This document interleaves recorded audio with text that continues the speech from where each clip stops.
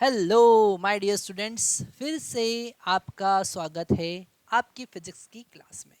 हम बात कर रहे हैं आज एक नया इंटरेस्टिंग टॉपिक जो कि हम पहले भी डिस्कस कर चुके हैं, पर फिर से हम स्पेशली उस टॉपिक को देख रहे हैं, position at any instant in horizontal projection. Okay, हम डिस्कस कर चुके हैं। अभी हम कौन सा टॉपिक पढ़ रहे हैं? हम टॉपिक पढ़ रहे हैं हॉरिजॉन्टल प्रोजेक्शन, और उससे रिलेटेड हम सारे कॉन्सेप्ट देख रहे हैं। हॉरिजॉन्टल प्रोजेक्शन का मतलब है कि भैया एच हाइट की बिल्डिंग से या एच हाइट अबव, ये है एच हाइट का बिल्डिंग। ओके, हमारा 7 स्टार बिल्डिंग है और उसके ऊपर से हमने u वेलोसिटी से कोई बॉडी को हॉरिजॉन्टली प्रोजेक्ट किया है। तो कैसे मूव करेगा? वो पैराबोलिक पाथ पे मूव करेगा, हम ये डिस्कस कर चुके हैं। ऐसा पैराबोलिक पाथ पर मूव करेगा। ठीक है, अभी पैराबोलिक पाथ पे मूव किया भैया। मान लेते हैं किसी टाइम के बाद t टाइम पर वो यहाँ पर पहुँच गया।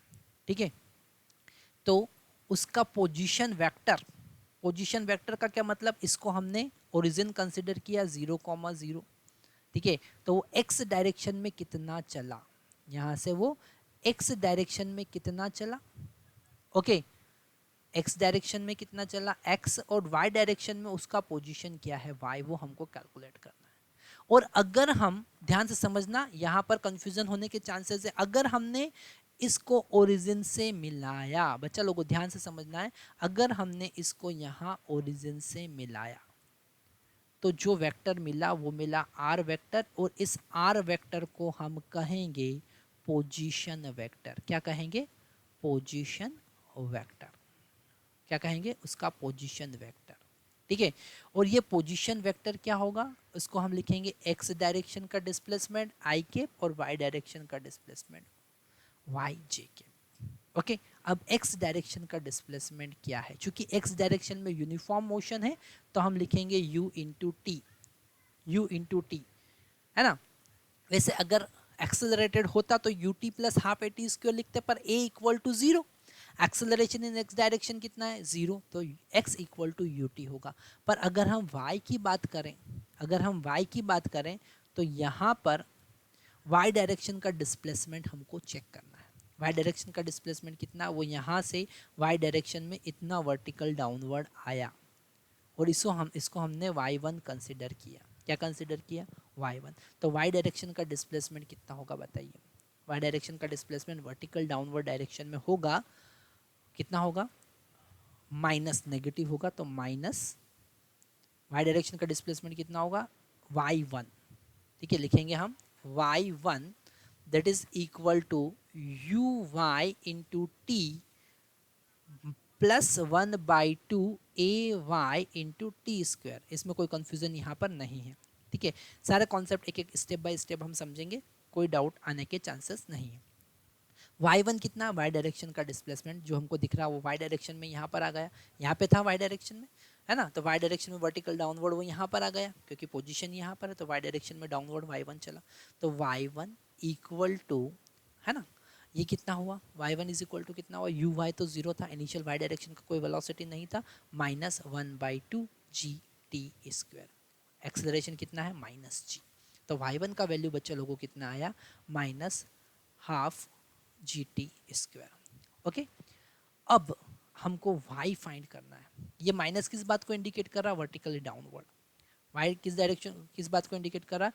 तो अगर हम y1 का मैग्नीट्यूड देखें तो हाफ जी टी स्क्वायर होगा। अगर इसके मैग्नीट्यूड की बात करें, है ना, तो वो होगा हाफ जी टी स्क्वायर। ये नेगेटिव साइन केवल यहाँ पर इंडिकेट कर रहा है वर्टिकली डाउनवर्ड। क्या इंडिकेट कर रहा है? Vertically downward.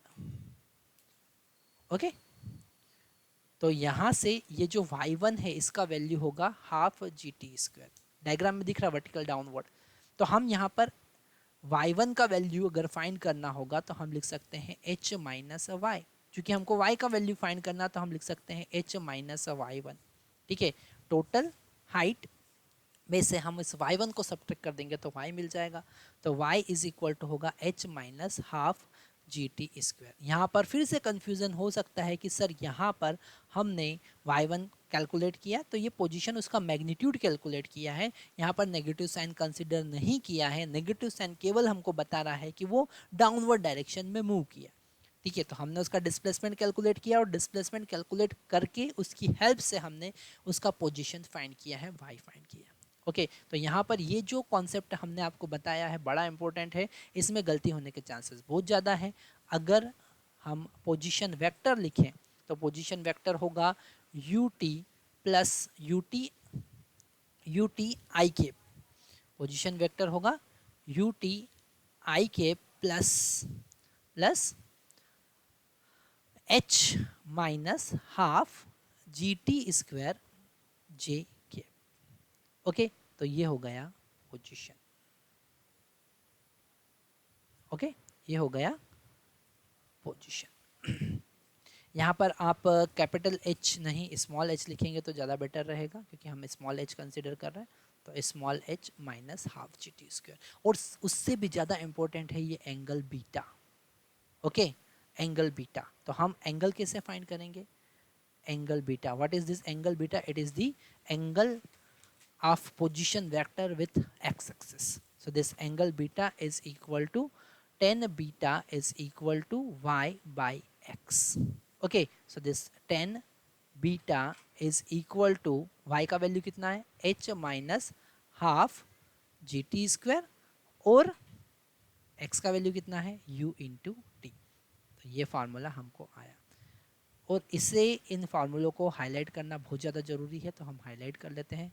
हमको सबसे पहले मिला वाई डायरेक्शन का डिस्प्लेसमेंट। ओके, फिर हमने देखा पोजीशन वेक्टर। ठीक है, फिर हमने देखा एंगल। ओके, तो यहाँ पर ये सारे कॉन्सेप्ट आपको बहुत अच्छे से समझ में आए होंगे। Thank you very much.